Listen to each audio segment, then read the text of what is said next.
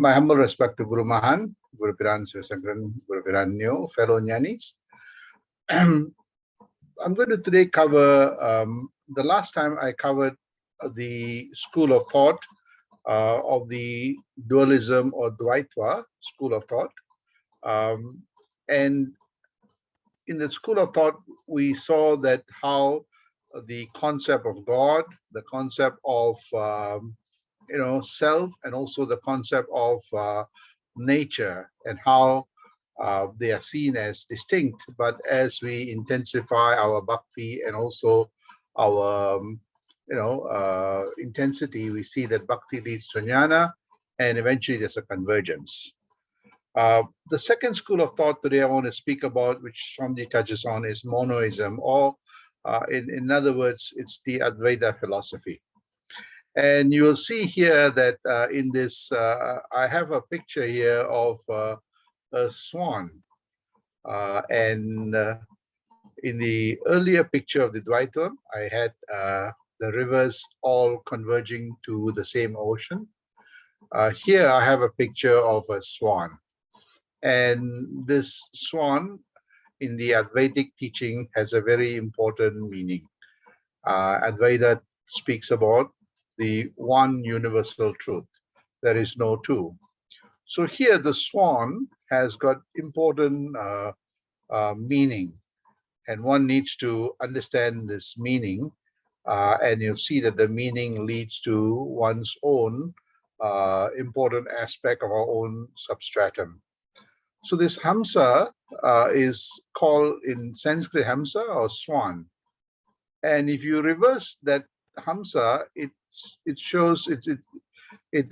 rings in the following way: Saham, Saham. Saham means actually oneness of the human and the divinity. So in Sanskrit, Saham means oneness of the human substratum and the divine substratum. So we see that this Hamsa is, if you reverse it, it gives you that union. We also see that in the Hamsa is also has got an important meaning in that sense that the word hum, is actually about breath. The word of Saham, actually means prana. Here, when we have inhalation, you have hum, you have that hum. And when you exhale, you have the sa, so you have this inhalation and exhalation, which is prana, is essentially what we call the breath. That's what gives us life. So we see that the Hamsa itself depicts our life force. So this is the second kind of enlightening, what is concept that comes from Hamsa.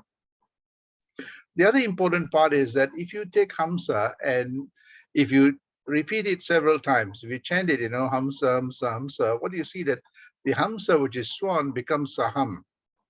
You see, so that word Hamsa eventually comes back to Saham, which actually Saham means I am that. So the Hamsa actually, which is Hamsam, means the being. And when you repeat it intensively with intensity, it becomes I am that. The being is I am that. You see? So this is the third inspiration one gets from this Hamsa. And we also see that the fourth inspiration that I get from this Hamsa is that this Hamsa has some interesting qualities. The Hamsa sits in the water. And interestingly, although it's engaging in the water, we see that the feathers of the Hamsa doesn't get wet. You see? So what this Hamsa represents is that an enlightened mind or a liberated mind tends to engage with the world, but it's not caught up in these illusions and this maya, or it's not touched by it in the same way as how the Hamsa is sitting in the water and playing and doing everything, but the feathers never get wet. In that same way, an enlightened or liberated mind is engaged in this material world, but it's not touched by this illusionary, maya. So when Hamsa is, depicted, it's depicting a quality of the human mind that is so refined that it's engaged, but it is not impacted. It has a spatial quality, like how space is there. It's neither attached nor detached. And this is the aspect of a liberated, enlightened mind. And this is the fourth quality of the Hamsa. And the fifth quality of the Hamsa is, Hamsa has an interesting quality that it has got this beak.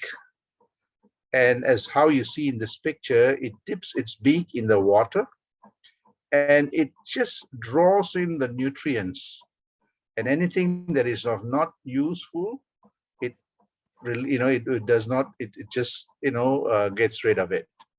So the beak will just dip into the water and take what is necessary, what is nutritious to sustain itself, and will leave everything else out. And this is an important reference of this one who has attained that universal truth or liberated mind will dip itself in this ocean of this cosmos or this material existence and take what is necessary to sustain and be in a state of enlightenment. And anything that makes the mind shrunken, it'll, it'll evacuate it, it'll get rid of it. It only takes what is necessary to sustain its mind, to expand its mind, to be liberated and to be in a state of, enlightenment. Anything else, it leaves it out. So these five important qualities of this Hamsa is represented in this monoistic teachings or the Advaitic teachings to refer to this liberated, enlightened mind. And another important, the sixth element of the Hamsa is something very interesting, that we see that the Hamsa glides in the water beautifully. Beautifully, it glides. And everybody say, wow, see how beautiful it glides, in a majestic way. But what people don't see is that while the glide is so beautiful and smooth, Hamsa below is paddling intensively. The feet is paddling. So what we see is that an enlightened mind will look so majestic, calm, cool, but you see that nobody sees them doing that intensive tapas. That intensive introspection, contemplation, reflection is often done when nobody is around. It is done when nobody can see you. And in that same way, an enlightened mind will majestically glide, but nobody will see the intensity of getting there. And this is where we see that the introspection, contemplation, reflection, meditation, the deep tapas is done in the most silentest period of your time when nobody is there to observe it. So these are the six qualities that one sees of this Paramahamsa, this one universal truth. So I've put this picture for you to ask, is my mind like the Hamsa? And we see that the mind that is able to become one with the divinity, you understand, or the mind that understands the prana, the life force that sustains it, the mind that essentially, is able to engage in this material world, but yet not be impacted by it. A mind that is able to take what is, important to sustain itself and leave all the things that are out there. These mind are called Paramahamsa. Mind that is able to attain that Paramahamsa. The Parama means, the universal divinity. Hamsa is that being. So we see that in this monoistic Advaitic teaching, we see that the reference of the human mind is that of that Paramahamsa. There is no two. everything that we see is that one or manifestation of that one. So with that, I want to go now deep into what Mahan's perspective of this school of thought. So we see that Swamiji covers, and Swamiji speaks about this, notion of this monoistic. He says that those that have realized their own true self by the experiences of their intellect and do not worship anything are what we call the pure monoists. So for them, there is the worship is that they are a manifestation of God, and and there is nothing to worship, as they realize that the worshipper itself is that which is worshipped. So here in this monoistic understanding of the Advaitic teachings, everything is one, and the question then is that why is it that people see it differently, and they've got a rationale for this explanation. If we are all one, if we are all a manifestation of God, how is it that we don't see the godly qualities? So again, they give a rationalization for this description. In that same way, we see that the Advaitic school of thought sees it separate, and the whole idea is that the objective is to attain the grace of God. There's a convergence. So this is the Advaita. In the Advaita, it says that we are all one. There is no two. You see, and the question then is that if we are all one, how is it that we are unable to realize that oneness? How is it that we are unable to realize that universality? And they give this rationale of what this human mind, why the human mind is unable to see that oneness. So here one needs to understand a few key concepts of monoism, the Advaita teachings. Here God is seen as one reality, not a subjective God. There's also this notion of the self or Atma. This is, a manifestation of, all of us, in this material existence have a self. We've got the gross body, and we have the subtle body.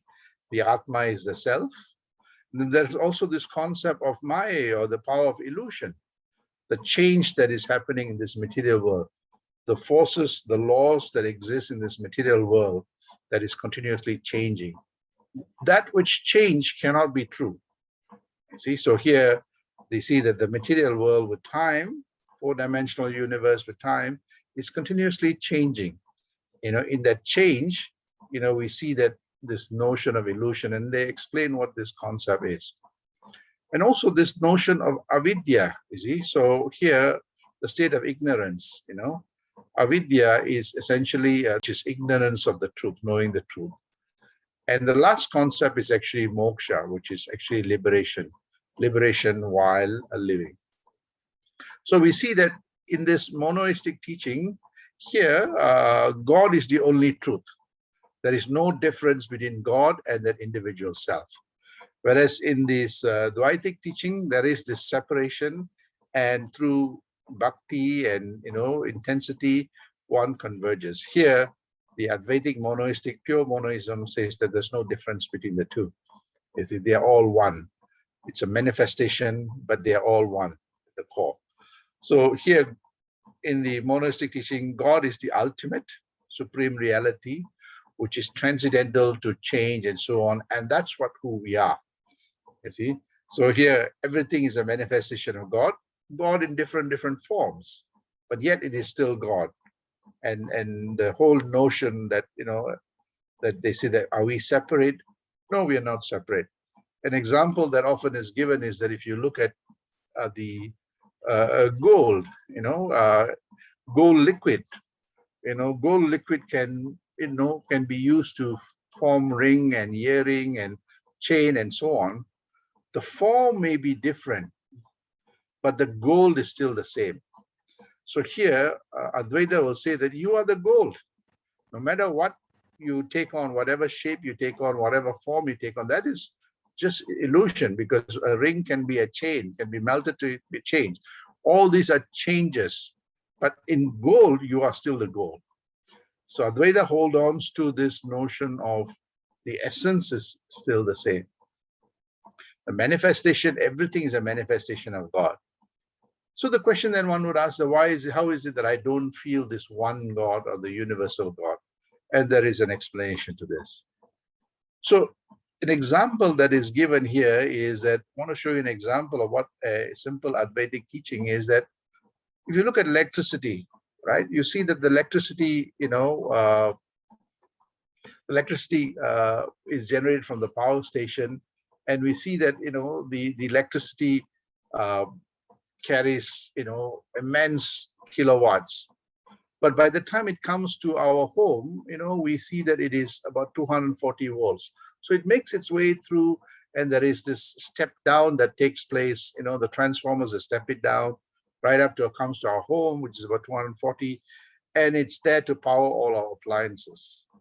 In that same way, we see that the electricity, the essence of the electricity, the DNA, and in the power station is the same. The only thing is that the magnitude may be very different, because the frequency that the appliances can take is a limited frequency. So in that same way, the electricity that powers, so one can ask, the electricity that powers all our appliances are from the power station, but it's stepped down according to the frequency of the appliances. So some would argue that, well, the electricity in our home is different from the electricity in the power station. It's a smaller version. So this is where a lot of the debates take place, you see, between the various schools of thought. So here, the Advaitic will say, look, whether it's 240 or 22 kilowatts or whatever, the essence is still the same. The 240 watt got its power from the power station. So in essence, it's the same, right? Now, if you take the full power station electricity into your home, none of the appliances will be able to operate. All of them will be burnt up.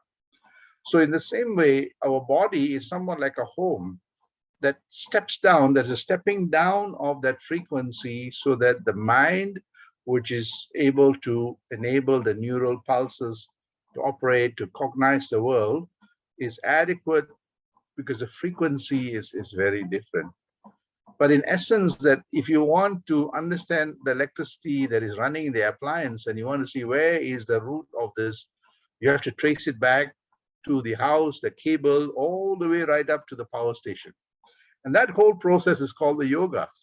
So to step away from that home, go deep down. As you go deeper and deeper, you end up in the power station, which is actually the ultimate reality, which is transcendental and infinite potential.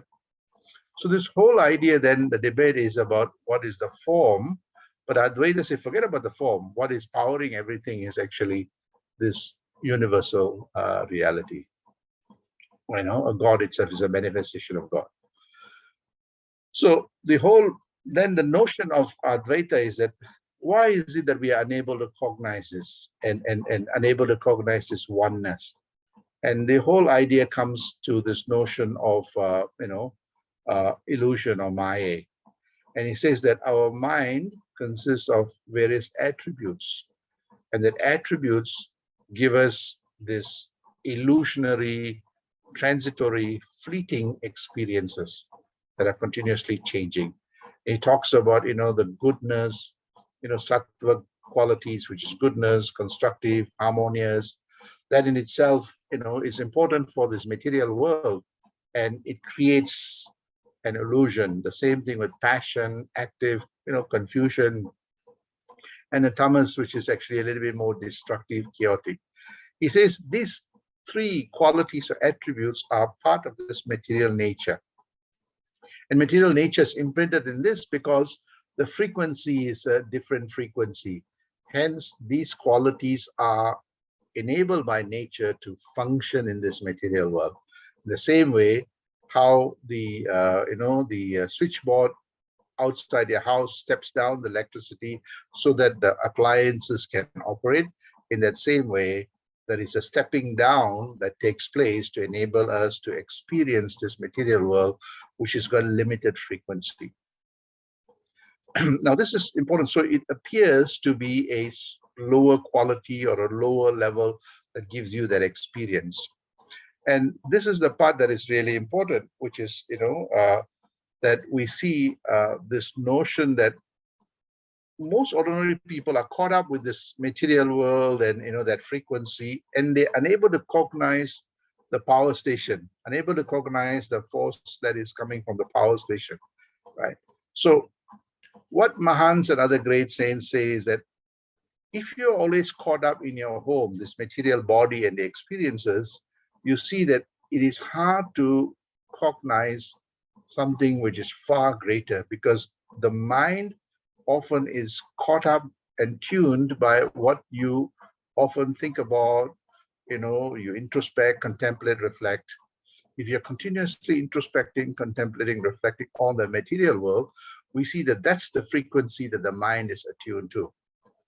And this is where you see people like Mahan say, okay, for a short moment, let's retreat from that material world and let's go within ourselves. What that means is that he's telling you now, slowly step out of the house and look at the cable lines, and see what the electricity in the cable lines are.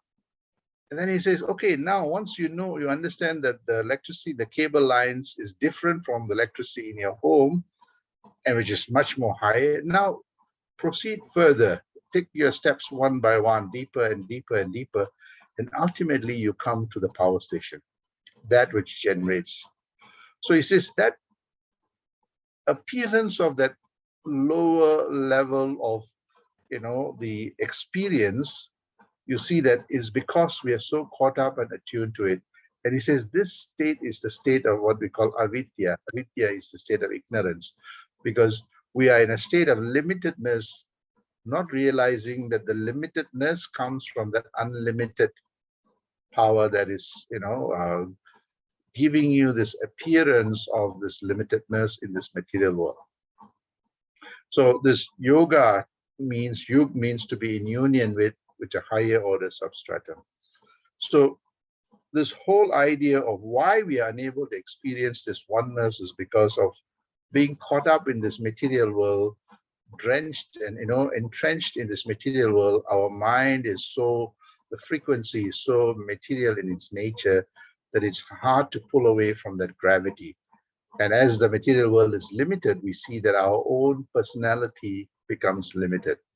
So again, we see that this notion of avidya is ignorance. So here again, avidya, which is the absence of knowledge, or sometimes incorrect knowledge that we have of what the true reality is.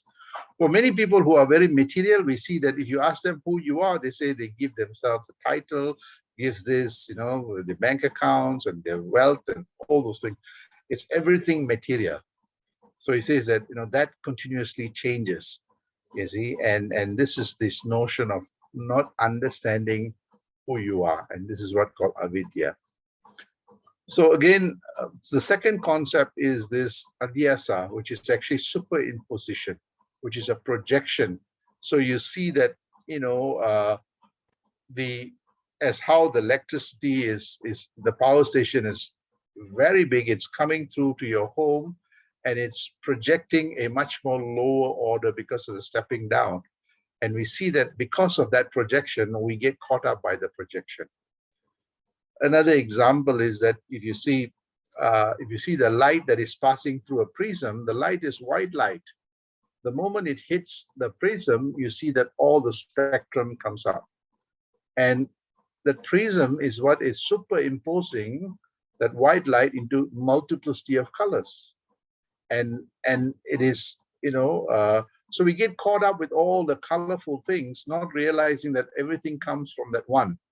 So we get caught up with a red color, if you like red color, blue color. So we get caught up with this colorful life that we don't realize that this is actually a superimposition, because, the light is passing through the prism, and that prism is actually diffracting that light. So that projection is creating this multiplicity. In that same way, we see that the inner light is passing through our mind. And if our mind is very material in its experience, all you see that is super projected and superimposed and projected is material in nature. So we see that, and we think that that is real. And so While the white light is real, we see that the superimposition, because of the prism or the mind, gives you multiplicity. We get caught up with that projected images. So again, it gives an explanation of why this is important. And this is where the mind is so important. The lens is very important, which I'll come back to, how the Advaitic teaching says that mind is so, so subtle, but yet, one needs to be very careful in managing it, because that's what gives you what your personality is, and how you harness the mind is what your state of your understanding and what you become. So in all these teachings, you see that the focus is not on anything but actually the refinement of the mind. And the last concept is actually on Maya. Maya is actually the power of the avarana power of veiling. It gives you the distortion and projections, which is because of the body and the individual identity. And we see that the body is continuously changing. The biology of the body is continuously changing. And the senses are also continuously changing. And the senses are bringing information. And what you see 10 years ago and what you see today is very different. So we see that what may be the same thing, but we see it differently because our biology is changing. Our mind, our brain is changing. The capacity to analyze the information is changing. And we see that this causes changes in how we see the world. So these three principles of Advaita, which talks about why we do not see the true realities, because of avidya, because of atyasa and maya. So how do we overcome this and to get the true meaning? So in the home, we see that because we think our home is the reality, and that's what everything that happens in the home, the electricity 240 is the reality. And the same thing, that whatever that the electricity within our home projects enables us to do, we think that is what the reality is. And finally, we see that the electricity can be used for multiple things. You use it, plug it into fan, plug it in, so you can use for multiple things, and it also continuously changes. You see, so we see that in all our own material reality, many of us are caught up. Most people are caught up with this avidya, atyasa, and maya. They are unable to break away from this material limited reality to the much more grander and supreme, personality. This is the oneness. Unable to see that actually we're all this one, even in the smallness of our body, our limitedness of our body. We see that though the body is limited, embedded in that limitedness is the unlimitedness. Though the body is mortal, within that mortality we have that immortality. Though the body is finite, within that finiteness we have that infinite. And we see that a mind that is, not caught up by these three things will see it in that way. So an example of how Vedanta gives you why the mind can be actually fooled, or the mind sometimes gets it wrong. Here is an example, and I want all of you all to look at this very carefully. What do you see? Most of us see, it looks like on the left-hand side, a woman's face, right? Eyes and and then the lips and so on. Here, the same thing. We see another woman, right? So we see in the first sense that our minds tries to, and that's the interesting part of our mind, is that it whatever you put in front, it'll try to interpret it. And sometimes it's based on what our first look at and the first thought that comes in. And immediately we see that in this, that we see two women's face here. So this is where Advaita tries to teach, hey, the mind sometimes can be caught up by these material things and it may not see what is real. But actually, if you look very carefully, what you see, if you look at it very, very carefully, true noka, as what Swamiji says, look at it intensively. This face is not really a face. Actually, what you see is this is a flower, a tree. This looks like another bud there. And you see this is the leaf. You see another flower, a butterfly here. So you see that actually a flower and butterfly looks like a face. So suddenly you see now when your mind is illumined and your mind is more deeper, when somebody explains to you, hey, yeah, it looks like a flower, and the face now transforms. In that same way, on this side, if you see, it looks like a face, but I said this is like a tree, a bark, this is the branches, and this is looks like a bird or a butterfly. Again, this looks like a butterfly. So we see again, if you now start seeing the face disappears, but all you see is like a tree. So by explaining, hey, this is a possibility, suddenly you see your mind starts changing from a face to, hey, yeah, that looks like a tree. So clearly you see that illumination removes what you thought it was. It is not there anymore. You can see that suddenly you see that the mind starts grappling, hey, which is the real thing now. And this is the part that they show how the mind sometimes can be fickle if you are, caught up by this material world. What you think is limited, actually, when you scrutinize very carefully and deeper, you see that actually there's much more far grander richness in what you're seeing and cognizing. So here the Advaita Vedanta actually teaches you that the mind can be caught up by the materiality, and what it sees may not be what is really real out there. The second thing, another example they give is the snake and the rope example. Suppose you are in your house, in the kitchen, and the lights are shut, and suddenly you see a rope, right? It looks like a snake. So you get very worried. Hey, the snake is sitting down quietly, and there's a shadow of things on this, and it looks like a white snake with a stripe, and people get frightened by it, right? So a rope, what was a rope, looks like a snake in the dark. But when you switch on the light, you see that, hey, this is a rope.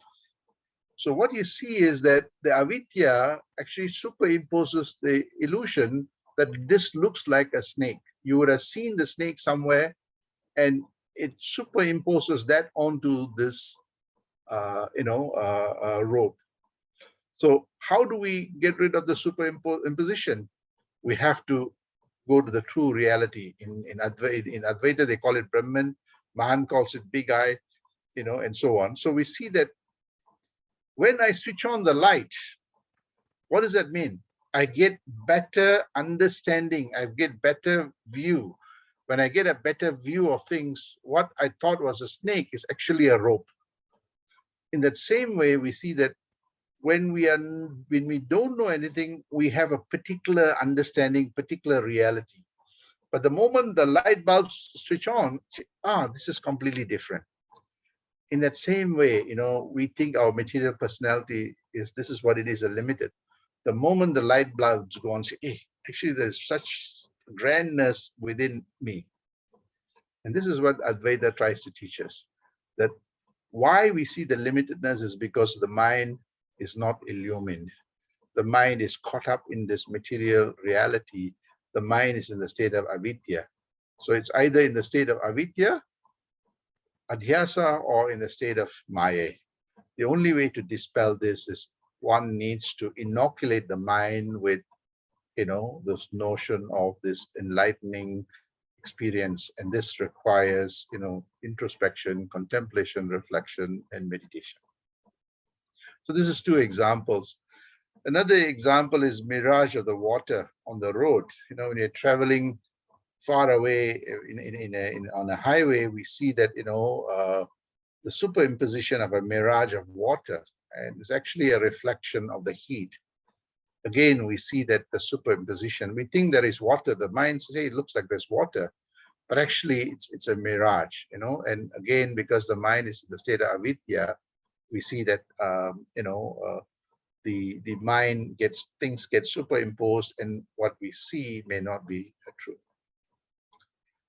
So ultimately, we see that, this whole idea of Advaitic teaching is that one really needs to understand why is it that we are unable to cognize this reality. This notion of Maya and Avidya, it, decouples us from that ultimate reality. And the whole purpose of Advaitic teaching is essentially to acquire that knowledge. And when we acquire that jnana, we see that the duality disappears. And what's really interesting is even in Dvaitam, there's a subtle alignment to this. It says that bhakti leads to jnana, jnana leads to greater bhakti, and ultimately there's a convergence that takes place.